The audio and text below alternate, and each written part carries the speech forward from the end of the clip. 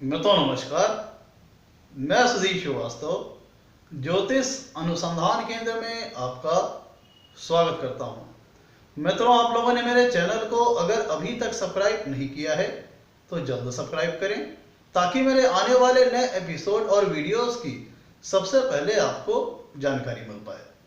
मित्रों, ज्योतिषीय परिचर्चा में हमारा जो वर्तमान में जो विषय चल रहा है वह चल रहा है अष्टकूट मिलान का। मतलब वर और वधू, होने वाले वर और वधू की जो प्रपोज चार्ट है उनकी कुंडली मिलान के ऊपर हमारी चर्चा चल रही है, जिसके अंतर्गत अष्टकूट मिलान के अंतर्गत हमने अपने पिछले कुछ एपिसोड्स में वर्ण विचार के ऊपर, भूकुट कूट मिलान के ऊपर और नाड़ी दोष के ऊपर हम लोगों ने चर्चा की है।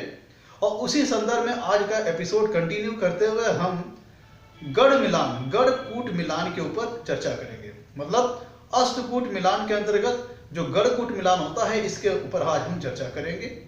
गढ़ कूट मिलान मित्रों, ये भी एक अत्यधिक इंपॉर्टेंट टेस्ट होता है कुंडली मैचिंग में और हॉरोस्कोप मैचिंग में। इसको जो मैक्सिमम अंक प्राप्त है इस टेस्ट के अंतर्गत वो है 6 अंक। मतलब अगर ये जो टेस्ट है गढ़ कूट मिलान का, अगर ये क्वालिफाई होता है, ये सफल होता है, तब 6 अंक मिलेंगे अधिकतम, और अगर फेल होता है तो फिर 0 अंक प्राप्त होते हैं। इसका अत्यधिक महत्व है। गढ़ कूट मिलान का सफल होना, टेस्ट का पास होना, इस बात का संकेत है कि वर और वधू के स्वभाव के बीच में स्वाभाविक समरूपता रहेगी, स्वभाव में समानता रहेगी, दोनों के हॉबीज, नेचर एक तरह होंगे। और जो नेचर और नेचर में जो समरूपता रहती है, स्वभाव में अगर एक रूपता समरूपता रहती है तो उस दशा में दोनों के बीच के स्वभावों के बीच में कॉम्पेटेबिलिटी अच्छी रहती है। दोनों के जो स्वभाव हैं, दोनों की जो हॉबीज है, दोनों का एक तरह से कह लीजिए कि एक तरह से आपस में म्यूचुअल अंडरस्टैंडिंग बहुत अच्छी होती है।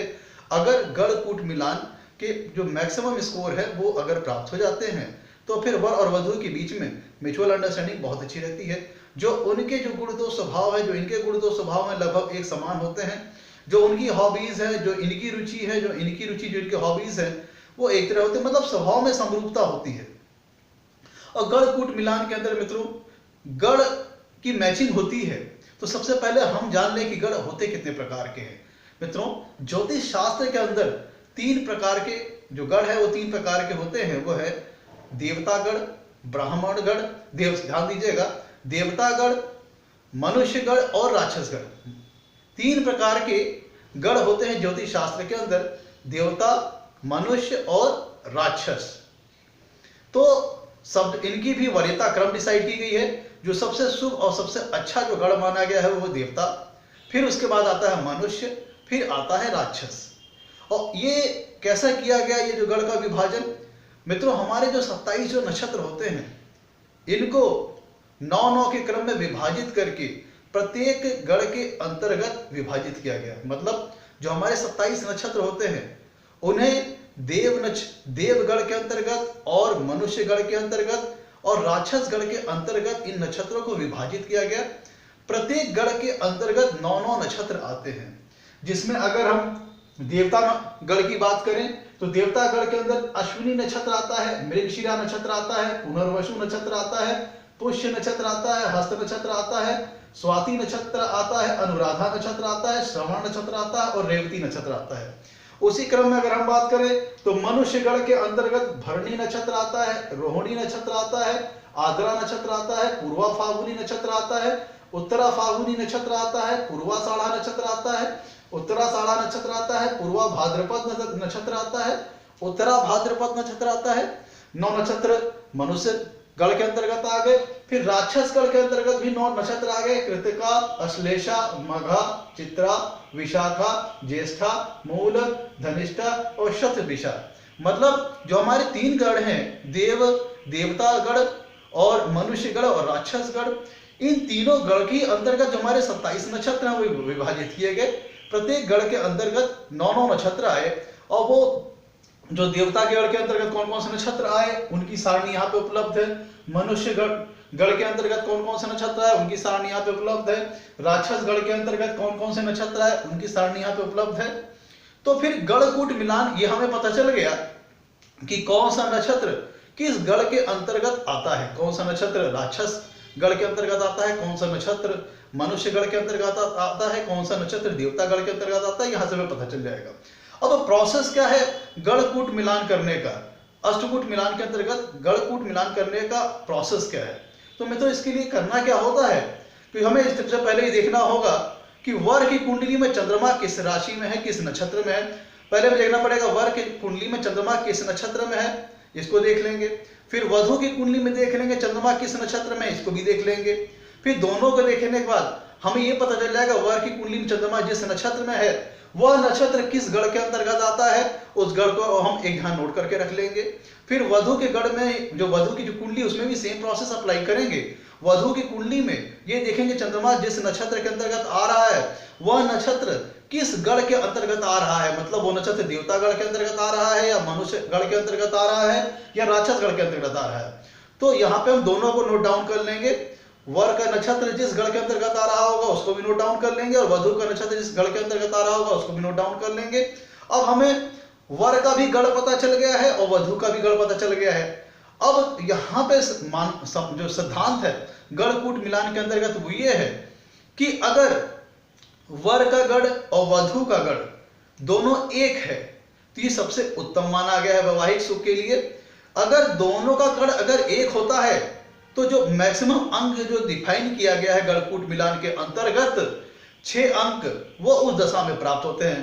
मतलब उदाहरण के स्वरूप अगर वर जो वधु है वो देवता गण की है और वर भी जो देवता गण का है तो ये दोनों एक ही गण के हैं। एक गण होने पर फायदा यह होगा कि हर एक जो हमने बताया आपको कि गण अगर एक हो तो इस बात का संकेत है कि दोनों के स्वभाव में समरूपता रहेगी, एक रूपता रहेगी। इसका मतलब क्या हुआ कि अगर दोनों वर और वधु के गण एक होंगे तो दोनों के स्वभाव में इजीली कॉम्पेटेबल होंगे, म्यूचुअल अंडरस्टैंडिंग अच्छी बैठेगी और उनका नेचर की जो टेंडेंसी होगी वो एक ही टाइप की होगी। तो कहने का मतलब कि अगर वर के गण और वधु के गण दोनों के गण अगर एक हुए तब फिर जो मैक्सिमम जो मार्क है वो 6 अंक वो पूरे प्राप्त होंगे। अगर कन्या देवगण की है और अगर कन्या देवगण की है और वर भी देवगण का है तो पूरे मैक्सिमम 6 अंक प्राप्त होंगे। अगर कन्या मनुष्य गण की है और जो हमारा वर है वो भी मनुष्य गण का है फिर उस दशा में भी 6 अंक प्राप्त होंगे। अगर कन्या राक्षस गण की है और वर भी राक्षस गण का है तो उस दशा में भी 6 नंबर प्राप्त होंगे। क्यों? क्योंकि ये तीनों दर्शा रहे हैं कि वर और वधु के गण एक ही हैं। तो उस दशा में ये सबसे उत्तम माना गया है वैवाहिक सुख के लिए। अब देखिए सिद्धांत ये है गणकूट मिलान का कि जो वर का जो हमारा गण है वह वधु के गण के या तो बराबर हो मतलब एक ही हो या फिर वधु के गण से ऊपर हो, तब फिर सिद्धांत के मुताबिक पूरे मैक्सिमम 6 नंबर प्राप्त होते हैं। इसको समझाने के लिए मैंने आपके सामने उदाहरण के लिए एक सारणी बनाई हुई है, गणकूट मिलान की सारणी, गणबोधक चक्र। इसके अंतर्गत हमको इस आसानी से समझ में आ जाएगा कि किसका कॉम्बिनेशन किससे बैठने पर क्या अंक प्राप्त होता है। आपको समझाने के लिए मैंने वर के गण को ऊपर लिया हुआ है, देवता मनुष्य और राक्षस को मैंने वर के गण की ओर ऊपर की ओर लिया हुआ है और कन्या के गण को मैंने नीचे की ओर लिया हुआ है। तो देखिए प्रोसेस क्या है कि हमें स्टेप 1 में यह पता चल गया कि जो वर का जो नक्षत्र है वो किस गण में जा रहा है और जो वधु का जो नक्षत्र है वो किस गण का है, दोनों में पता चल गया। अब हम क्या करेंगे, जो हमने कागज में जो वर का जो गण नोट किया है उसको ऊपर की ओर देखेंगे और जो वधु का गण नोट किया है उसको नीचे की ओर देखेंगे। अब इस सारणी को समझिएगा, इस यहां से क्लियर हो जाएगी सारी चीजें। अब अगर मान लीजिए कन्या जो है वो देवगण की है और जो वर पक्ष है वो भी देवगण का है, तब इसका मतलब दोनों का गण एक हुआ और उस दशा में विवाह का ये उत्तम सुख प्राप्त होगा। इसलिए सिद्धांत के हिसाब से मैक्सिमम 6 अंक प्राप्त होंगे। अब अगर मान लीजिए कन्या अगर देवगण की है और वर पक्ष मनुष्य गण का है, तब ये यहाँ पे कॉम्पेटिबिलिटी तो बैठ जाएगी, लेकिन जो सबसे पहला इक्वेशन है जहां पे गण समान है उससे ये कम शुभ होगा, सामान्य शुभ होगा।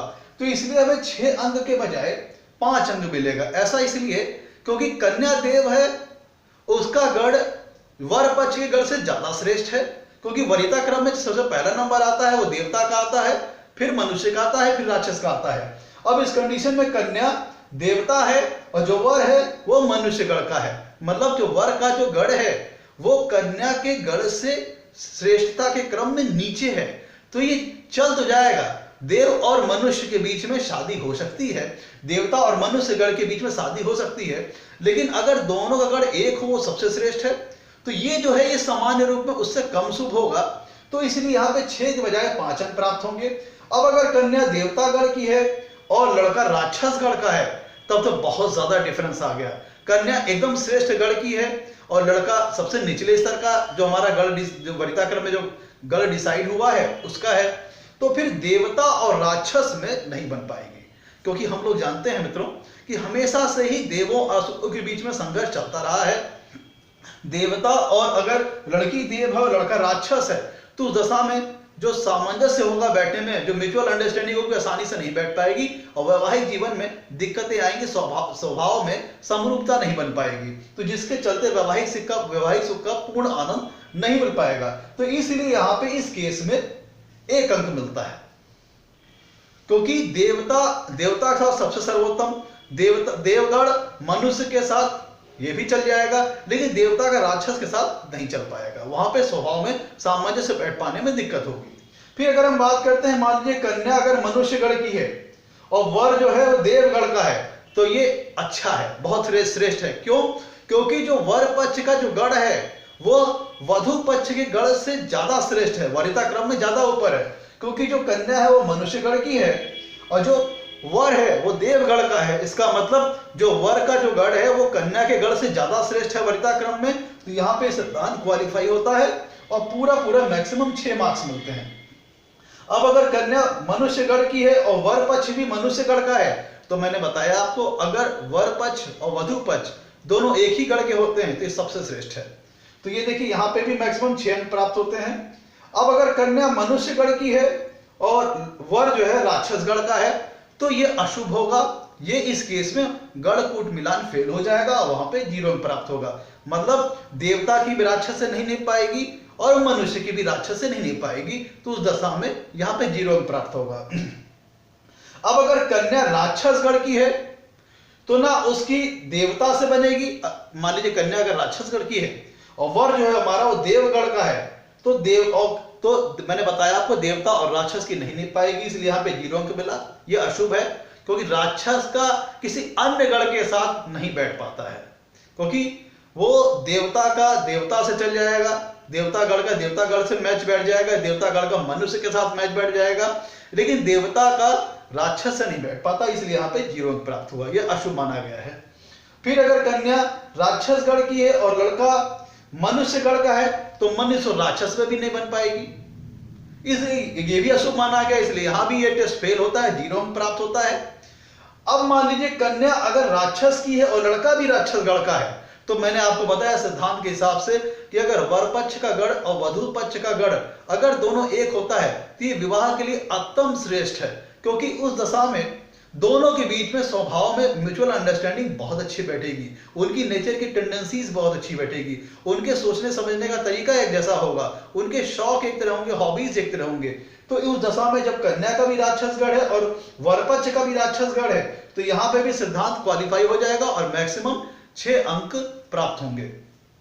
तो यहां से कंक्लूजन क्या निकला कि देवतागढ़ का व्यक्ति देवतागढ़ के साथ रह सकता है, देवतागढ़ का व्यक्ति मनुष्यगढ़ के साथ भी रह सकता है, देवतागढ़ का व्यक्ति अगर राक्षस के साथ सामंजस्य नहीं बैठा पाएगा उस दशा में टेस्ट फेल हो जाएगा, और मनुष्यगढ़ का व्यक्ति मनुष्य के साथ भी रह सकता है, मनुष्यगढ़ के व्यक्ति के साथ भी रह सकता है, मनुष्यगढ़ का व्यक्ति देवतागढ़ के साथ भी रह सकता है, लेकिन मनुष्यगढ़ का भी व्यक्ति राक्षसगढ़ के साथ नहीं रह पाएगा। और फिर वही सेम चीज राक्षसगढ़ का अगर कोई एक है तो उसका राक्षसगढ़ के ही साथ बैठेगा मित्रों, ये क्योंकि बाकी राक्षस का ना देव के साथ बन पाएगी ना मनुष्य के साथ बन पाएगी। राक्षसगढ़ का अगर कोई है तो उसका बनेगा किसके साथ? राक्षसगढ़ के साथ ही बनेगा। तो मित्रों ये था। अब मित्रों जो हमारा अभी तो ये बात हो गया कि गढ़कूट मिलान क्या होता है, कैसे देखा जाता है। अब अगर गढ़कूट मिलान में 0 अंक प्राप्त हो रहे हैं तो उसकी कुछ कैंसिलेशन भी बताए गए हैं, कुछ अपवाद भी बताए गए हैं, कुछ परिहार भी बताए गए हैं, एक्सेप्शन बताए गए हैं।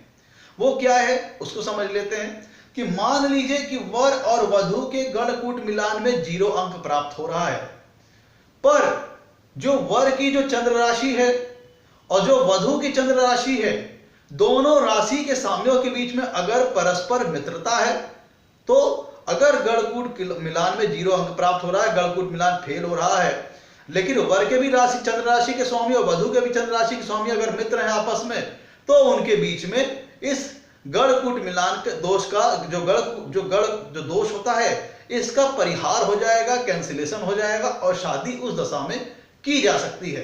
अलबत्ते कंप्यूटर आपको वहां पे 0 दिखाएगा गणकूट मिलान में, लेकिन आपको अगर ध्यान देंगे कि अगर गण वर की चंद्र राशि के स्वामी और वधु के चंद्र राशि के स्वामी अगर एक हुए, तो उस दशा में टेस्ट क्वालिफाई हो जाएगा और आपको उस दशा में गण दोष का कैंसिलेशन हो जाएगा, गण दोष का परिहार हो जाएगा। अब मान लीजिए दूसरा क्या है तरीका कि अगर वर की जो चंद्र राशि के स्वामी और वधु के चंद्र राशि के स्वामी दोनों एक ही हुए, तो भी गण दोष कैंसिल हो जाएगा।